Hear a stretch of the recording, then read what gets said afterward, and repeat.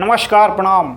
Supreme court ने Chandigarh mayor चुनाव के केस में मंगलवार को एएपी पार्षद कुलदीप कुमार को विजेता घोषित कर दिया है।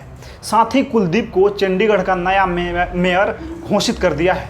वहीं कोर्ट ने चुनाव के दौरान गड़बड़ी करने वाले निर्वाचन अधिकारी अनिल मसीह के खिलाफ मुकदमा चलाने का आदेश दिया है। एपी पार्षद कुलदीप कुमार के चेहरे पे सुप्रीम कोर्ट के फैसले के 21 दिन बाद मुस्कान लौटी है। सुप्रीम कोर्ट ने मंगलवार को चंडीगढ़ महापौर चुनाव के रिजल्ट को पलट दिया है। कोर्ट ने आम आदमी पार्टी एएपी कांग्रेस गठबंधन के पराजित उम्मीदवार कुलदीप कुमार को चंडीगढ़ का नया महापौर घोषित कर दिया है। मेयर चुनाव में हार के बाद 30 जनवरी को फूट फूट कर रोने वाले कुलदीप कुमार के चेहरे पे सुप्रीम कोर्ट के फैसले के 21 दिन बाद फिर से मुस्कान लौट आई है। सुप्रीम कोर्ट की ओर से आप पार्षद यानी एएपी पार्षद कुलदीप कुमार को विजेता होने और चंडीगढ़ का महापौर घोषित किए जाने के बीच बड़ी लड़ाई लड़ी गई है। आइए आगे जानते हैं कि कब कब क्या हुआ। चंडीगढ़ मेयर चुनाव मामले में सुप्रीम कोर्ट ने चुनाव के रिटर्निंग अधिकारी अनिल मसीह को काफ़ी लताड़ लगाई थी। सर्वोच्च अदालत ने कहा था कि यह स्पष्ट है कि रिटर्निंग अधिकारी ने मतपत्रों को नष्ट किया है। कोर्ट ने कहा था कि इस अधिकारी पर मुकदमा चलाया जाना चाहिए।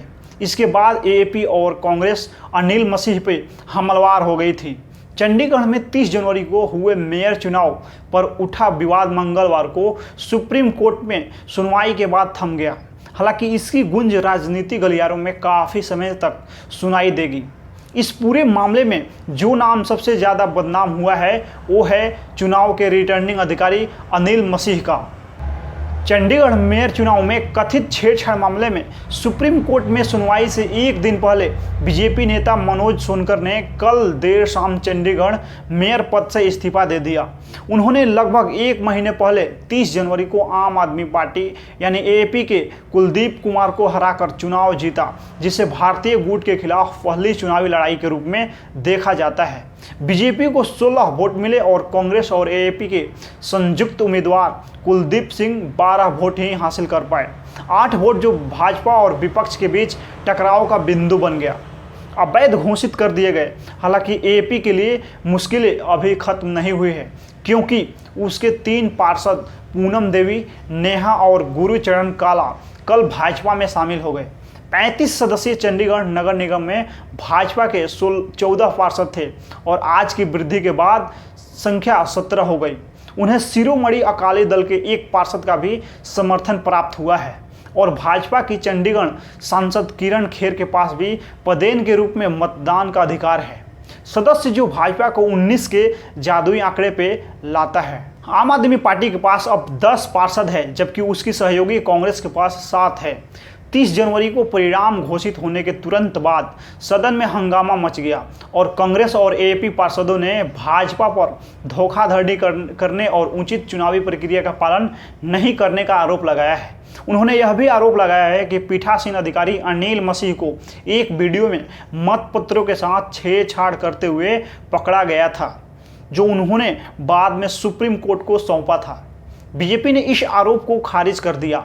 मतपत्रों को कथित रूप से विकृत करने से न्यायालय ने कहा था कि यह लोकतंत्र का मजाक है और आदेश दिया था कि मतपत्रों और चुनावी कार्यवाही के वीडियो को संरक्षित रखा जाए। भारत के मुख्य न्यायाधीश DY चंद्रचूड़ ने मतगणना का एक वीडियो देखने के बाद कहा है कि क्या यह एक रिटर्निंग अधिकारी का व्यवहार है। वह कैमरे की ओर देखता है और जाहिर तौर पे मतपत्र को विकृत कर देता है। अदालत ने परिषद के नामित सदस्य मसीह को 19 फरवरी को उसके सामने पेश होने को कहा था। एपी और कांग्रेस ने अदालत की टिप्पणी को भाजपा के लिए करारा तमाचा बताया है। मेयर का चुनाव मूल रूप से 18 जनवरी को होना था, लेकिन पीठासीन अधिकारी के बीमार पड़ने के बाद चंडीगढ़ प्रशासन ने इसे 6 फरवरी के लिए टाल दिया था। उच्च न्यायालय ने 24 जनवरी को प्रशासन को 30 जनवरी को सुबह 10 बजे मेयर चुनाव कराने का निर्देश दिया था। चुनाव स्थगित करने के आदेश को खारिज करते हुए अदालत ने इसे अनुचित और मनमाना कहा था। एपी आम आदमी पार्टी ने सबसे पहले पंजाब और हरियाणा उच्च न्यायालय का दरवाजा खटखटाया था और एक सेवानिवृत्त न्यायाधीश की देखरेख में नए सिरे से चुनाव कराने की मांग की थी, लेकिन अदालत ने कोई अंतरिम राहत देने से इनकार कर दिया। इसके बाद चंडीगढ़ मेयर का चुनाव हार गए कुलदीप कुमार हाई कोर्ट के आदेश के खिलाफ सुप्रीम कोर्ट चले गए।